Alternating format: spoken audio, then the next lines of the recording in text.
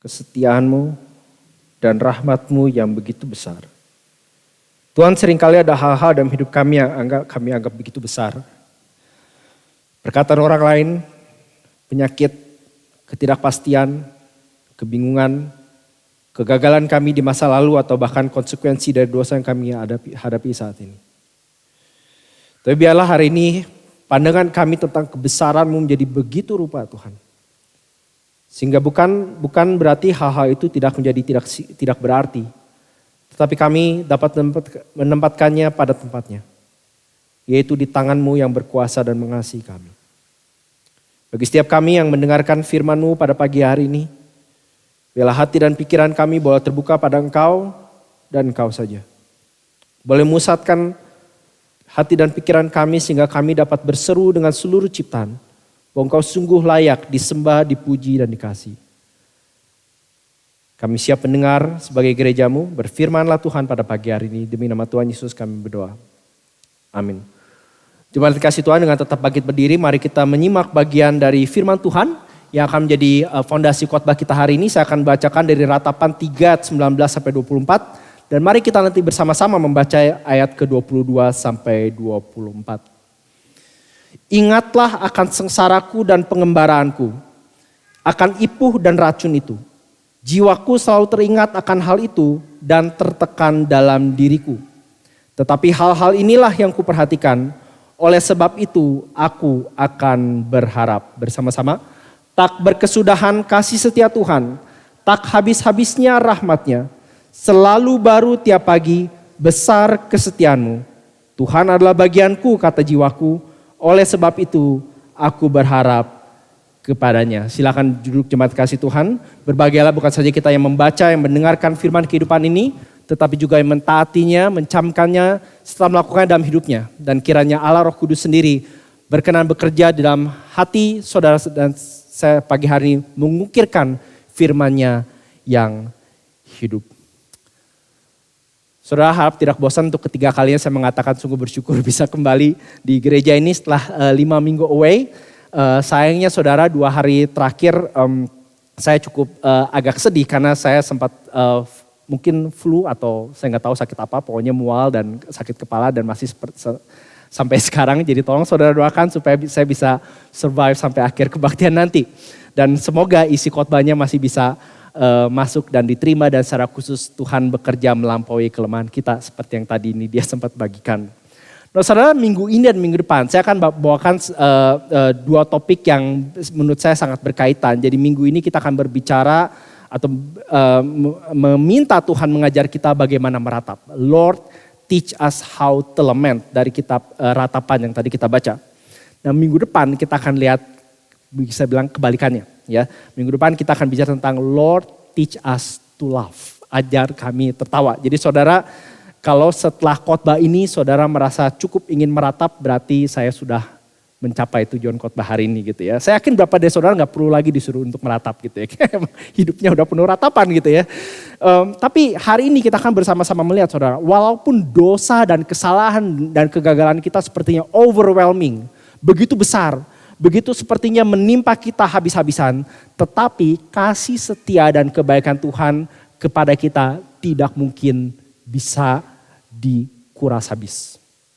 Kasih setia dan kebaikan Tuhan seperti yang tadi lagu kita lakukan. Oh your love, my God, like a flood, as heaven open up, pouring out on us. Seperti banjir yang melanda, seperti air terjun besar yang tidak kunjung habis. Demikian kasih setia Tuhan bagi umatnya tidak mungkin habis. Nah saya ada feeling kebanyakan dari saudara tidak familiar dengan kitab Ratapan. Selain kalau saudara pikir isinya tentang ratapan, saudara udah dapat 1 poin gitu ya. Karena kitab Ratapan memang isinya ratapan. Air mata dari ayat pertama sama ayat terakhir dapat dikatakan. Nah untuk memberikan konteks, mengapa sih si kitab ini bukan saja ditulis, tetapi mengapa kitab ini ada di dalam Alkitab kita. Nah, kalau saudara lihat Alkitab saudara akan menemukan bahwa kitab Ratapan itu terletak persis setelah kitab Nabi Yeremia. Nah kita tidak perlu debat soal apakah Ratapan ditulis oleh Yeremia. Bagi saya Yeremia menulis Ratapan, tapi itu perdebatan untuk hari lain. Tapi intinya kitab Ratapan menceritakan tangisan dan pengalaman bangsa Israel setelah mereka dibuang atau ditendang keluar dari tanah perjanjian. Nah, sedikit recap in case saudara lupa. Kalau saudara tahu, mungkin saya yakin kebanyakan saudara tahu cerita bangsa Israel keluar dari tanah Mesir. Tapi biasanya sejarah setelah itu bagi kebanyakan kita itu sedikit kabur gitu ya. Tidak lama setelah mereka keluar dari tanah Mesir, mereka dibawa ke tanah perjanjian. Mereka tinggal di tanah perjanjian melalui berbagai macam pergumulan dan air mata akhirnya tinggal di situ. Dan akhirnya di tanah perjanjian Allah mendirikan kerajaannya di bumi. Dan salah satu raja yang bisa dibilang menjadi raja pada masa kemasan Israel adalah Raja Salomo, anak Daud. Pada masa Salomo inilah ia membangun bait Allah yang pertama. Dan bagian itu ditutup dengan atau disimpulkan dengan kemuliaan Allah turun di bait Allah pada saat itu. Untuk sementara waktu kelihatannya everything was going okay. Apa yang selama ini diharapkan oleh bangsa Israel, kehadiran Allah, ada raja, ada bait, ada tanah di mana mereka sekarang bisa tinggal, bisa settle, nggak perlu lagi mengembara puluhan tahun, itu semuanya sudah terpenuhi di zaman Salomo. Tapi seperti kita tahu, sayangnya setelah zamannya Salomo, bahkan pada zamannya Salomo pun, raja demi raja gagal mengikuti apa yang Tuhan mau dari raja.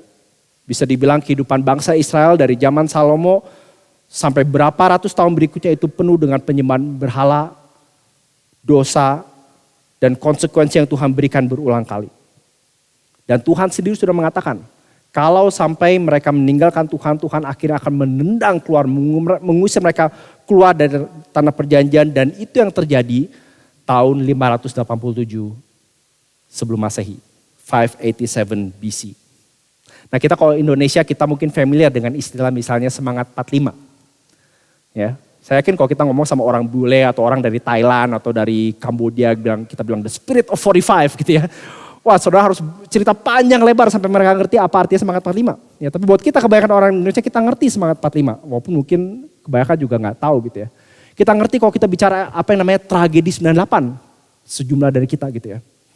Nah, bagi orang Yahudi sebelum kedatangan Yesus, mereka ngerti banget dengan yang namanya tragedi 587.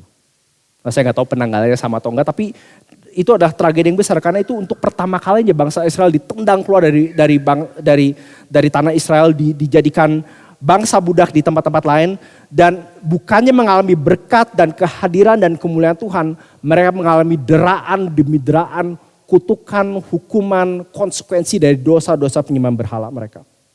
Secara skala makro mereka bukan saja dikepung dan dikalahkan oleh musuh-musuhnya sehingga mengalami kelaparan, opresi, bait Tuhan dihancurkan. Tetapi kalau saudara perhatikan secara pribadi, anak-anak, keluarga dipisahkan, diceraikan, dibunuh, dibantai dengan cara yang sadis dan menyedihkan. Saudara, sebelum saya cuti 5 minggu, saya sempat pikir saya mau ngapain ya cuti 5 minggu. Enggak ke gereja, enggak ada tugas bisa dibilang gitu ya. Saya sangat tergoda saudara untuk baca buku tentang bagaimana berkhotbah, memimpin gereja, buku-buku yang baik. Dan itu gak salah saudara. Tapi satu hal yang saya yakin saya perlu lakukan adalah saya perlu lebih mengenal Tuhan. Jadi akhirnya saya kemarin sempat share dengan seorang pemuda gitu ya. Yang saya lakukan adalah saya mencoba membaca seluruh Alkitab dari awal sampai akhir. Selama 5 minggu. Nah, ini bukan pamer saudara, ini sebetulnya saudara, ini saya membuktikan bahwa saudara bisa lakukan. Nah, memang saya tidak baca duduk kayak buka, ya sekarang ada banyak sarana, jadi contoh kadang saya dengar melalui audio gitu ya. Dan seperti saudara tahu setelah baca satu Alkitab gitu ya, ada bagian yang quote unquote saudara bisa skip, misalnya bagian silsilah, bagi-bagi tanah gitu ya, soal jalan sini situ. Tapi secara umum saya mengikuti kembali apa yang Allah nyatakan pada firman-Nya, kepada umatnya melalui firman-Nya. Dan saya menggunakan, kalau saudara tahu ada Bible Reading Plan dari Robert Murray McCain. Jadi kalau saudara selesaikan itu selama setahun, itu saudara akan baca seluruh Alkitab sekali dari Perjanjian Lama Perjanjian Baru. Perjanjian Baru 2 kali, dan Mazmur 2 kali. Ya. Saya nggak bilang bahwa selama 5 minggu itu saya selalu konsisten, saya tahu ada hari bolong, tapi saya punya chartnya gitu ya. Dan saya juga nggak bilang saya selalu konsentrasi dan setiap kali dengar itu langsung jadi khotbah. Enggak seperti itu saudara. Poin saya adalah saya seperti kayak saudara tahu lah kalau saudara binge watch ya. Entah itu drama Korea atau seri apa. You can do it gitu ya. Kalau saudara bisa lakuin ya dalam seminggu weekend saya pikir kenapa kita nggak bisa dengan Alkitab. Saudara, terlepas dari itu, satu hal yang saya dapatkan, khususnya waktu mendengarkan kisah pekerjaan Tuhan dengan umatnya penyelama, saya sempat share sama istri saya. Satu kata yang muncul berulang kali setiap kali saya dengar, lihat cerita umat Tuhan di penyelama adalah kata ini. Sad. Sedih. Kisah umat Tuhan di penyelama bukanlah kisah dari kemenangan ke kemenangan, dari kesuksesan, tetapi kisah yang penuh kegagalan, air mata, dan ratapan. Saudara, kalau kita lihat di kitab Ratapan misalnya, perhatikan pasal pertama. Kitab ini dibuka dengan, betapa terpencilnya kota itu yang dahulu ramai, dia bicara soal Yerusalem ya. Laksana seorang jandalah ia yang dahulu agung di antara bangsa-bangsa, yang dahulu ratu di antara kota-kota, sekarang menjadi jajahan. Mungkin ada waktunya pada saat itu Yerusalem itu masuk one of the most livable city in the world, mungkin gitu ya. Seperti sekarang kalau kita, enak di Melbourne, pengen tinggal di Melbourne, aman segala macam, enggak macet seperti kota lain yang kita kenal gitu ya. Tapi sekarang kota yang dahulu ramai, yang dahulu agung, yang dulu menjadi ratu, most livable city, sekarang menjadi janda, menjadi jajahan. Pada malam hari terseduh-seduh ia menangis. Air matanya bercucuran di pipi dari semua kekasihnya. Tidak ada seorang pun yang menghibur dia. Semua temannya mengkhianatinya. Mereka menjadi seterunya. Dari dari pasal pertama sampai pasal terakhir. Penuh dengan ratapan. Penuh dengan sense of hopelessness. Rasanya situasi ini tidak ada kunjung akhirnya, tidak ada jalan keluarnya. Saya nggak tahu dengan saudara gimana, tapi mungkin entah saudara sekarang sedang mengalami atau saudara pernah mengalami situasi di mana rasanya hidupku ini hopeless. Saudara masih bangun pagi, masih kerja, masih pergi ke kantor, ngurus keluarga gitu ya, masih mungkin pelayanan bahkan, tetapi kalau bisa dibilang background musik saudara itu lebih hidup ini nggak ada artinya. What's the point? Why should I do this? Dan mungkin bagi beberapa saudara itu terjadi karena saudara merasa overwhelmed dengan dosa dan konsekuensi dosa yang saudara alami. Atau kalaupun itu bukan saudara lakukan, itu mungkin terjadi karena orang lain melakukan pada saudara. Satu pilihan buruk misalnya yang anggota keluarga saudara lakukan, saudara alami konsekuensi hari ini. Dan saudara gak punya jalan keluar. Saudara, pernahkah saudara merasakan seperti dalam hidup saudara? Atau apakah saudara sedang merasakan seperti itu right now? Atau apakah kalaupun itu bukan situasi saudara, tapi mungkin itu orang lain katakan pada saudara. Dari semua anak papa lu yang paling hopeless. Dari seluruh keluarga kita yang paling brengsek. Dari semua orang yang aku tahu, kamu yang paling gak becus. Dan mungkin ada justification-nya. Mungkin beberapa dari itu memang patut dan layak kita dapatkan karena kita bodoh, karena kita sembrono. Karena kita memberontak melawan Tuhan. Pertanyaannya adalah bagaimana kita melalui masa seperti ini, begitu hidup kita sepertinya falling apart. Dan saudara, saya percaya itulah salah satu tujuan utama mengapa kitab Ratapan ada di Alkitab kita. Dari tadi saya bicara tentang ratapan, lament. Apa sih itu lament? Lament ini ada banyak definisinya. Saya pakai adaptasi definisi yang paling simple.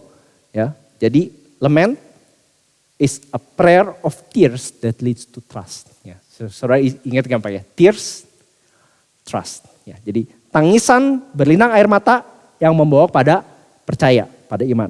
Ya, jadi kalau saudara nggak ingat apa-apa, tapi jangan pulang gitu ya. Ingat ini, lament adalah a prayer of tears that leads to trust. Saudara, meratap adalah mencurahkan hati kita di hadapan Tuhan. Mencurahkan hati kita di hadapan Tuhan yang mendengarkan, di hadapan Tuhan yang memperhatikan, di hadapan Tuhan yang berespon terhadap jeritan kita.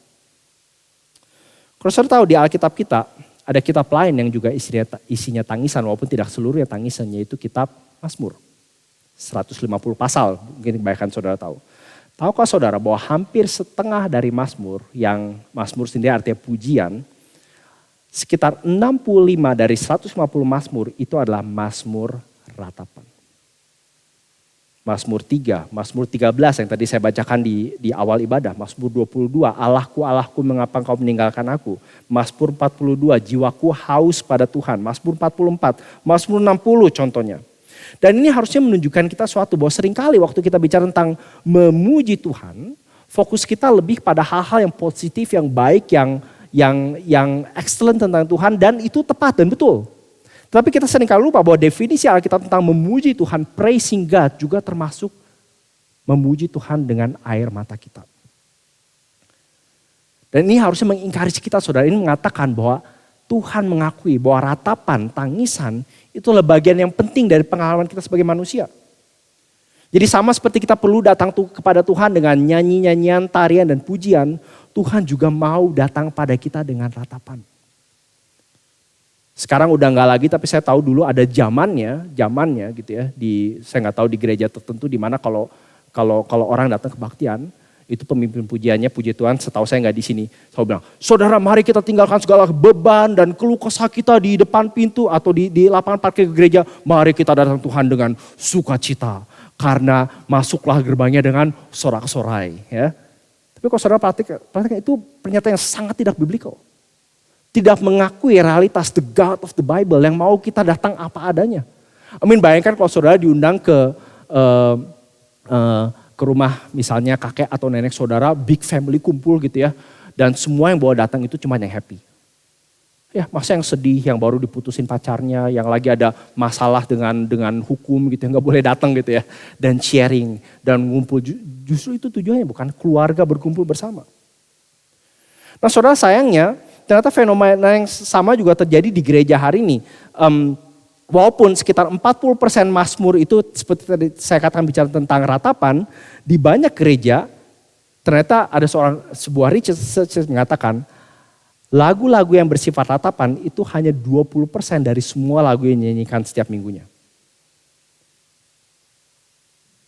Jadi berapa tahun lalu Christian Copyright Licensing International itu mendaftarkan top 100 song yang dinyanyikan di gereja hari ini. Saudara tahu dari 100 lagu yang sering dinyanyikan di gereja seluruh dunia, dia mengatakan hanya 5 yang bisa dikategorikan ratapan. Sekali lagi saudara, saya nggak bilang lagu seperti nanti kita akan nyanyikan Shout to the Lord, How Great is Our God, Good and Gracious King. Saya nggak bilang lagu itu jelek dan salah, karena kita juga di-encourage menyanyikan lagu-lagu itu di Alkitab. Tapi sekedar menunjukkan the balance of it, atau bahkan ekspektasinya. Kadang-kadang orang datang ke gereja, sorry ini kesannya kayak jelekin gereja lain gitu ya. Datang, hey what's up everybody, mari kita, saudara saya mungkin lebih appropriate buat khotbah minggu depan gitu ya. Tapi seringkali kita juga, dan kadang-kadang perlu itu kita menyemangati orang, saya pikir gak totally wrong. Tapi kita juga perlu sadar realitas bahwa air mata, diam, cuma mau mojok, gak mau ngomong siapa-siapa, itu adalah bagian dari realitas kita hidup sebagai umat Tuhan. Saudara tadi misalnya Mazmur 13, berapa lama lagi Tuhan itu kau lupakan aku terus menerus. Berapa lama lagi kau sembunyikan wajahmu terhadap aku, berapa lama lagi aku harus menaruh kekhawatiran dalam diriku dan bersedih hati sepanjang hari. Saudara, kapan saudara terakhir berdoa seperti ini? Kalau saudara bicara soal meratap, itu kita harus bedakan meratap dengan mengeluh. Mengeluh dalam hal ini grumbling ya. Nah mengeluh adalah waktu, kalau tadi kan element itu apa? Tears that leads to trust. Kalau mengeluh itu mungkin lebih tepatnya tears that leads to distrust. Kita menangis, kita sedih, kita menyesal, dan mungkin bahkan kita bilang aku berdosa gitu ya. Tahu gini gue nggak kayak gitu ya. Tahu gini gue nggak pacaran sama dia. Tahu gini gue nggak kerja di sana dan seterusnya. Mungkin kita menyedih. Tapi membuat kita distrust, kenapa? Karena akhirnya membuat kita jauh dari Tuhan. Kalau begini mulai sekarang gue gak percaya sama orang lain. Kalau gini kok ngapain dengerin firman Tuhan.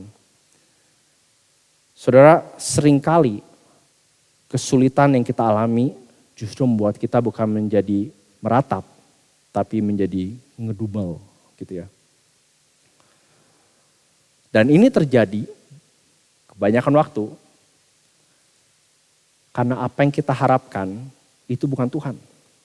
Kita marah pada Tuhan, kita kesel sama Tuhan karena kesulitan yang kita alami itu berbeda dengan apa yang kita harapkan Tuhan berikan pada kita. Saudara, kita bisa uji ini dengan ini ya. Kalau saudara tanya, waktu hidup saudara menjadi sulit. Ya, saya yakin setiap dari saudara sekarang sedang mengalami kesulitan. Besar, kecil, menengah gitu ya. Apa yang saudara paling sering doakan?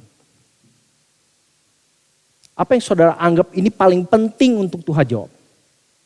Ini Tuhan kalau ini boleh jadi prioritas nomor 1, ini harus ditaruh prioritas nomor 1. Di folder paling atas gitu.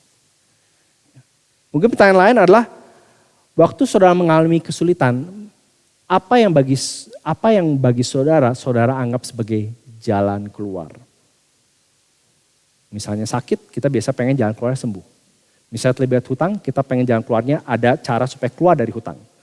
Misalnya kita sedang mengalami kesulitan relationship, kita pengen relationship-nya bisa damai lagi. Dan saudara sekali lagi, kesembuhan, keluar dari hutang, relationship dipulihkan, di dalam dirinya tidak salah. Tapi poinnya adalah apakah itu menjadi the ultimate thing yang kita harapkan. Karena seperti yang kita lihat di ratapan, dan seperti kebanyakan kasus hidup kita, seringkali bukan itu yang Tuhan izinkan dan berikan, bukan. Kita berdoa minta Tuhan menyembuhkan, penyakitnya tambah parah. Kita berdoa supaya ada rekonsiliasi, ternyata nggak connect gitu ya, di ghosting sama orangnya. Terus tahu-tahu bukannya kita berusaha berdamai malah jadi tambah tidak damai. Dan poinnya adalah apapun yang kita harapkan di luar Tuhan, yang menjadi berhala kita, itu membuat kita akhirnya ngedumel, grumble. Kita menangis tetapi itu tidak membawa kita semakin percaya pada Tuhan, tetapi semakin tidak percaya pada Tuhan. Karena yang kita percaya adalah kalau Tuhan berikan kita kesehatan, keuangan, pekerjaan, anak, pasangan yang ideal, reputasi, public image kita. Ingin keluar dari sense of pain yang kita alami. Saudara, kalau baru-baru ini saudara menangis, mencucurkan air mata. Apakah itu membawa saudara semakin percaya pada Tuhan? Atau malah itu mengekspos apa yang kita percaya selama ini? Apa yang kita harapkan?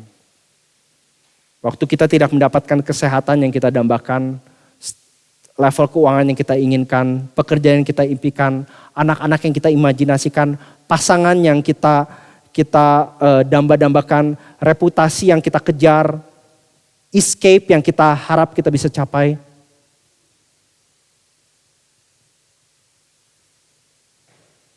Atau apakah itu membuat kita semakin bersandar pada Tuhan?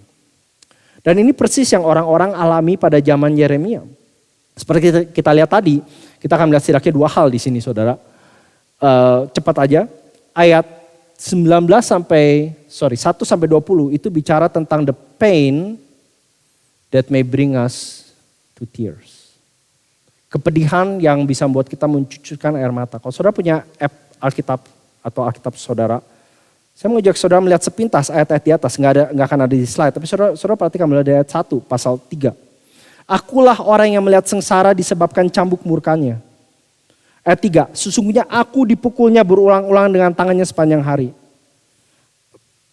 Ayat 8, walaupun aku memanggil-manggil dan berteriak minta tolong tidak didengarkannya doaku. Ayat 14, aku menjadi tertawaan bagi segenap bangsaku, menjadi lagu ejekan mereka sepanjang hari. Ayat 17-18, engkau menceraikan nyawaku dari kesejahteraan, aku lupa akan kebahagiaan sangkaku, hilang lenyaplah kemasyuranku dan harapanku kepada Tuhan. Mungkin saudara gak pernah mengucapkan ini persis kata per kata, tapi saya yakin sebagian dari kita pernah mengalami seperti ini. Aku bahkan yang namanya bahagia, happy, senyum aja udah gak ingat seperti apa. Semuanya udah gone dan harapanku pada Tuhan sudah hilang. Dan itu disimpulkan di ayat 19-20. Waktu dia mengatakan ingatlah kesengsaraanku dan pengembaraanku. Maksudnya nyasarku ini yang sudah mengembara kemana-mana. Akan ipuh dan racun itu. Jiwaku selalu teringat akan hal itu dan tertekan dalam diriku. Saudara, salah satu alasan mengapa kitab ini atau ratapan atau tangisan ini ada di Alkitab adalah untuk mengizinkan umat Tuhan, untuk mengizinkan anak-anak Tuhan, untuk mengizinkan orang Kristen bertanya bahwa bukan saja aku percaya ada Allah yang berkuasa, tetapi juga bertanya, Tuhan, mengapa engkau mengizinkan aku menderita seperti ini? Mengapa ini terjadi dalam hidupku Tuhan? Tapi sekali lagi ingat ya, tears that leads to trust. Bukan untuk bilang Tuhan kalau lu gak kasih jawaban gue gak bakal percaya. Kalau lu gak kasih jawaban gue gak bakal taat. Kalau lu gak kasih sampai Tuhan kasih jawaban, aku gak bakal ngasih dia Tuhan. Bukan seperti itu.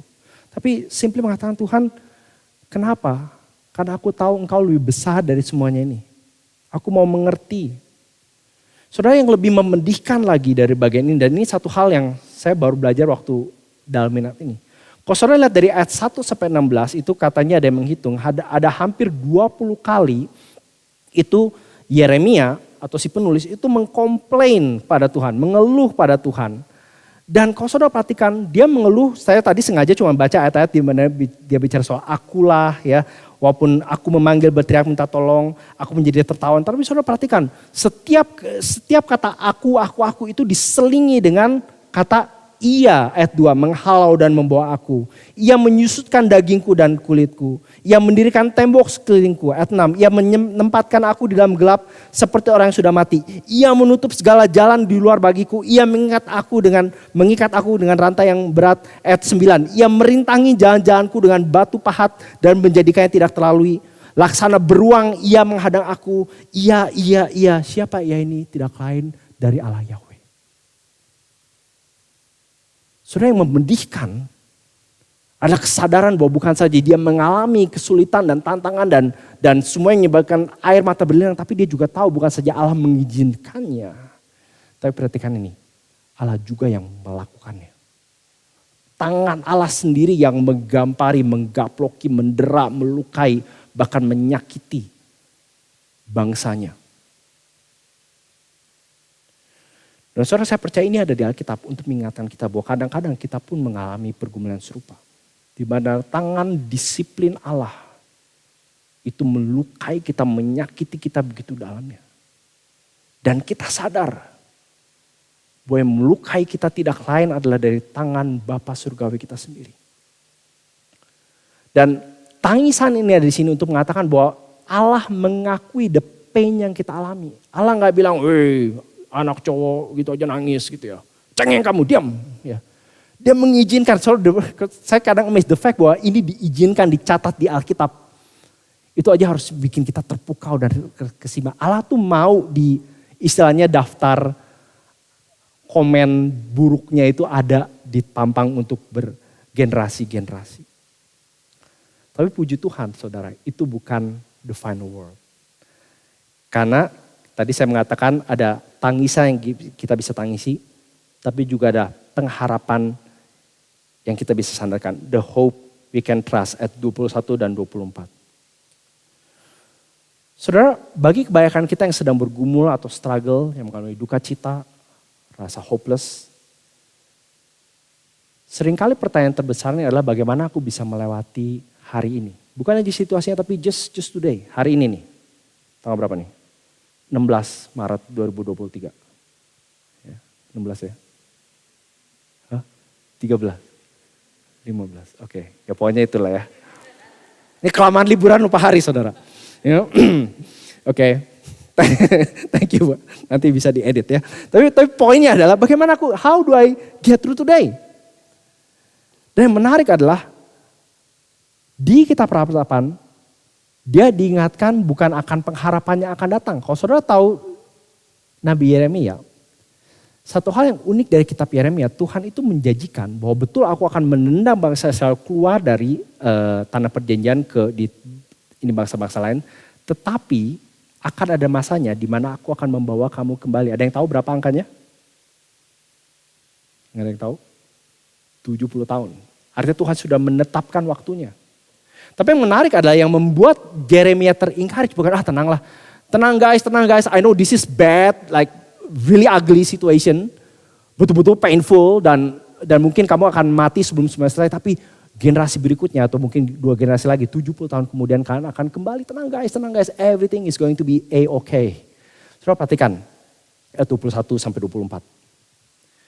Tetapi hal-hal inilah yang kuperhatikan. Oleh sebab itu aku akan berharap. Saya yakin Yeremia bukannya ingat nubuatan tentang 70 tahun. Tetapi yang dia ingat adalah bagaimana how do I get through today. Dan ini adalah jantungnya dari kitab Ratapan. Tak berkesudahan kasih setia Tuhan. Tak habis-habisnya rahmatnya. Selalu baru tiap pagi, besar kesetiaanmu.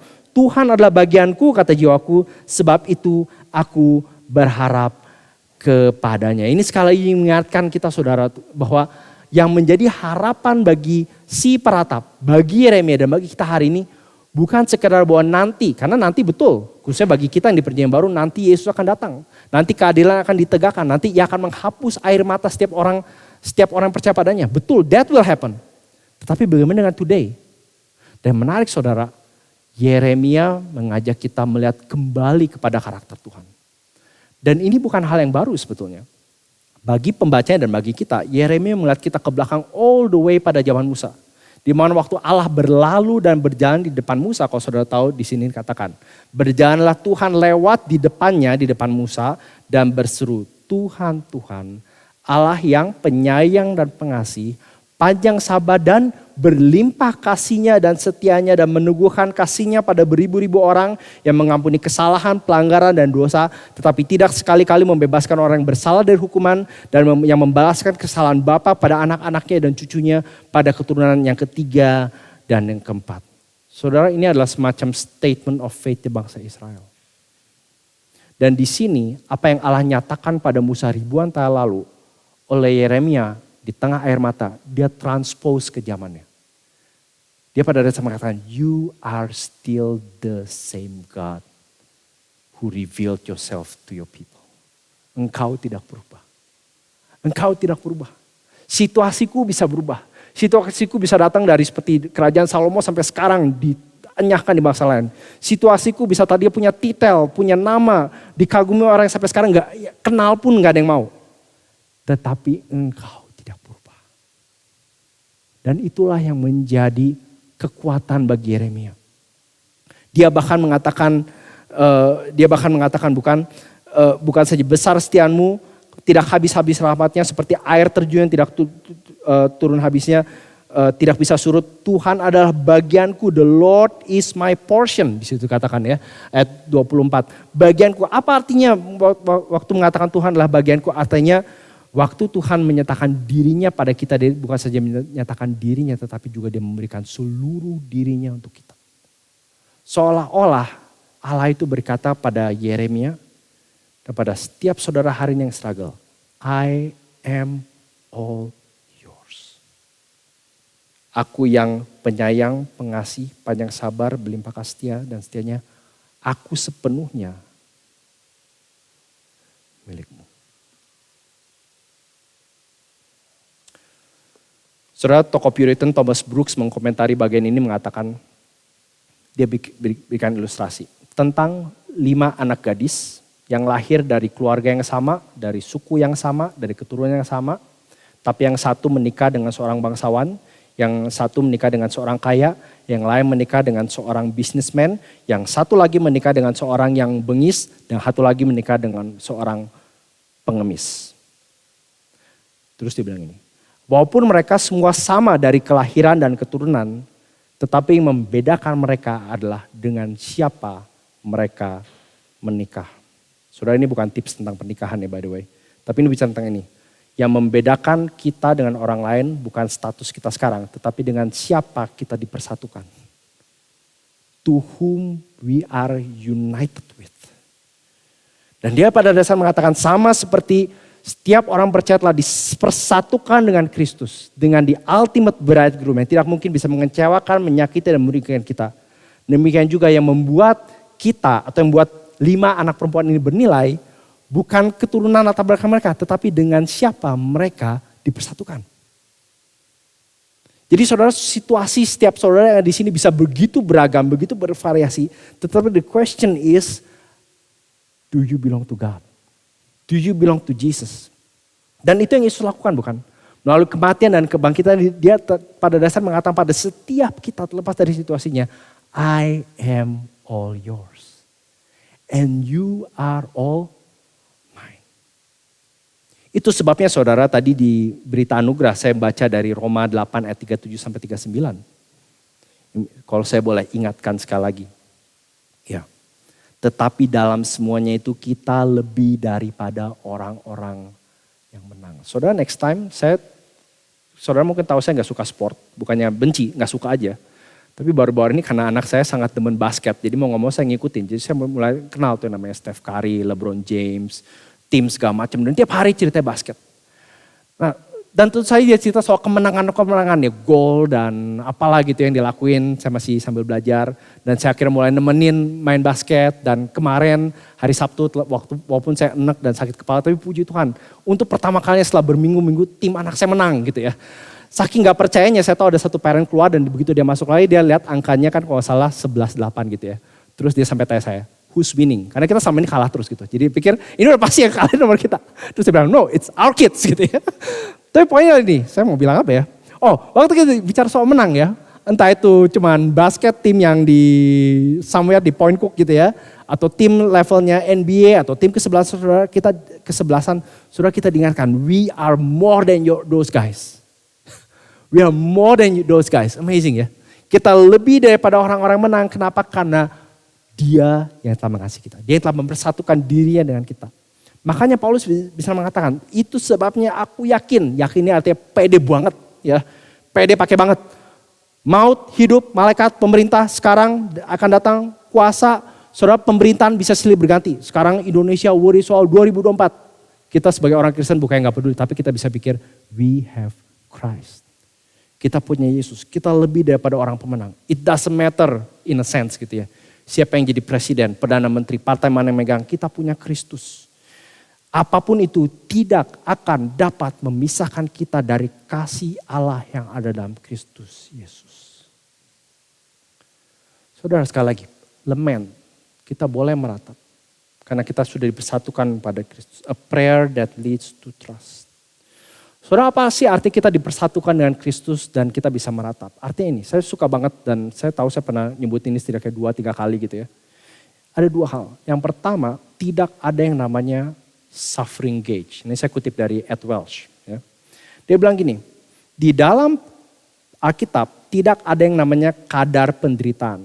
Artinya gini, seolah-olah kalau kamu kanker tingkat 4 dan udah sekarat itu 100, dan kalau kakinya malam-malam menginjak Lego, terus itu nilainya 2 gitu ya. Ya, jadi Tuhan tuh lebih peduli sama yang 100, yang kanker stage 4, tapi gak peduli sama kamu yang nginjek Lego malam-malam terus gitu. Karena itu hampir gak ada nilai sama sekali. Ya.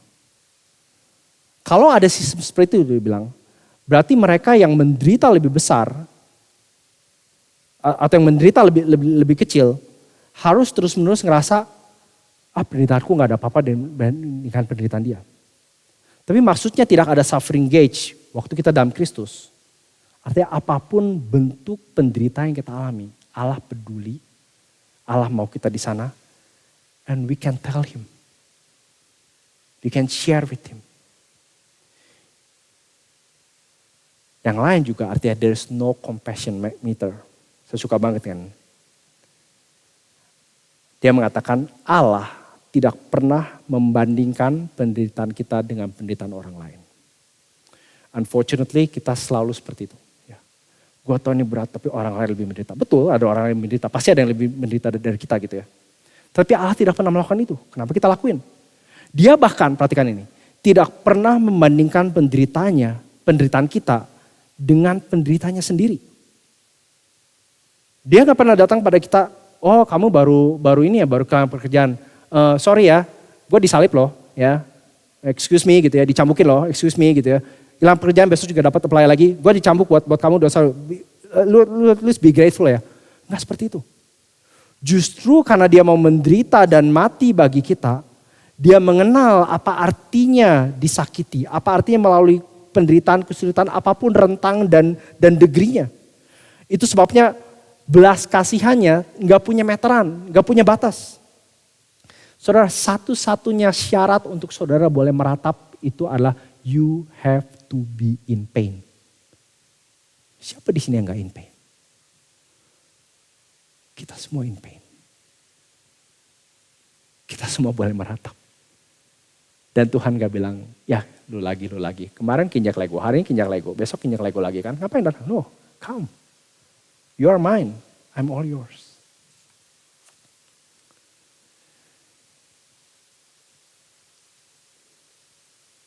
Saudara, mari kita bersama-sama belajar meratap. Saudara, nanti saudara yang di grup WhatsApp saya akan kirim ini, tapi kalau saudara mau foto juga boleh. Satu hal yang kita bisa lakukan untuk meratap adalah kita punya semacam ritual atau formula. Dan saya ini adaptasi dari seorang bernama Kirkpatrick yang kadang-kadang merasa hopeless karena dia perlu deal dengan salah satu family membernya yang sangat disabled. Dia menulis di buku yang buku itu adalah kumpulan dari tulisan-tulisan sejumlah teolog dan pendeta yang judulnya adalah Finding Lost Words, The Church's Right to Lament. Jadi ini pada dasar bicara tentang Mazmur ratapan, kitab ratapan, dan ini yang dia katakan. Ini slide terakhir saya, saudara. Kita bisa belajar untuk meratap dengan datang pada Tuhan dengan kira-kira seperti ini formulanya. Ini gak harus rigid seperti ini, tapi ini membantu kita. Jadi contoh dalam kasusnya Kirkpatrick dia mengatakan ini. Address ini berbicara pada Tuhan. Dia bilang, ya Tuhan, Engkau telah menjalin kami di dalam perut ibu kami. Engkau adalah Bapa dari Tuhan kami Yesus Kristus. Dan Engkaulah yang sanggup membuat orang lumpuh berjalan dan orang buta melihat. Itu address, bicara tentang Tuhan yang ini. Complaint adalah keluhan kita. Ini bukan grumbling ya. Terus dia bilang ini, Tuhan, aku merasa sangat overwhelming dan sepertinya kebutuhan dari anakku yang terus menerus itu sepertinya membuat aku tidak bisa tahan lagi. Dan aku merasa aku tidak lagi bisa menolong dia atau menolong mereka. Jam yang kita habiskan untuk membantu dia kelihatannya nggak ada gunanya dan tidak punya hasil sama sekali. Dan aku khawatir kita semua kecapean. Tetapi juga ada expression of trust. Tetapi Engkau adalah Allah yang menghitung rambut dan kebutuhan kami. Dan kalau Engkau memperhatikan burung yang jatuh, aku mau percaya pada Engkau karena Engkau perhatian dan Engkau ada di sini bersama dengan kami. Appeal or petition adalah permohonan. Jadi Tuhan tolong berikan, mampukan bukan saja aku, tapi anakku. Untuk bisa bersama-sama berjalan bergandengan tangan, menyadari bahwa Engkau membimbing dan menuntun kami dari hari ke hari. Expression of certainty. Aku tahu bahwa Engkau Engkau mengerjakan segala sesuatu demi kebaikan bagi mereka yang mengasihi Engkau. Dan vow of praise artinya Tuhan aku memuji Engkau. Karena bahkan di tengah kesulitanku dan di tengah situasi yang kami alami sekarang, kami bisa memuji dan kira bisa memuliakan nama-Mu. Saudara, mari kita bersama-sama menjadi individu, tapi juga menjadi gereja yang mau belajar untuk meratap, membawa tangisan kita yang kira boleh menuntun kita semakin bersandar dan percaya pada Tuhan. Sebelum kita berdoa, saya mau mengajak kita menyanyikan refnya saja, Great is Thy Faithfulness. Kalau saya boleh minta pianis atau gitar, sekedar refnya. Mari kita bersama-sama bangkit berdiri. Kita akan menyanyikan refnya saja, Great is Thy Faithfulness.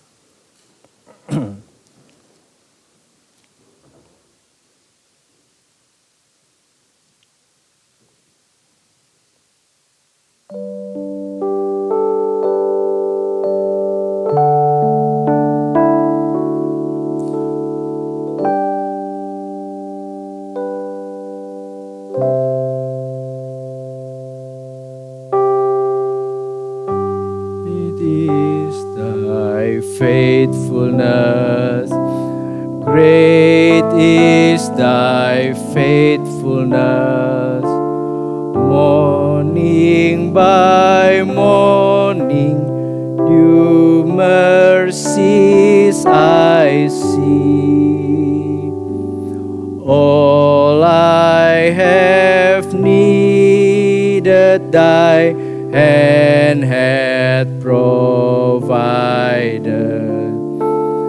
Great is thy faithfulness, Lord, unto me.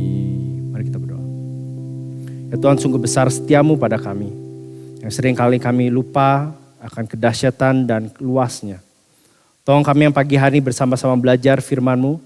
Boleh bukan saja tahu bahwa Engkau membuka diri-Mu dan berikan kesempatan untuk kami boleh meratap, menangisi berbagai dan segala bentuk kesulitan kami. Tapi biarlah kami juga boleh kiranya tangisan dan air mata kami boleh membuat kami semakin dalam bersandar dan percaya padamu. Demi nama Tuhan kami Yesus Kristus kami berdoa. Amin.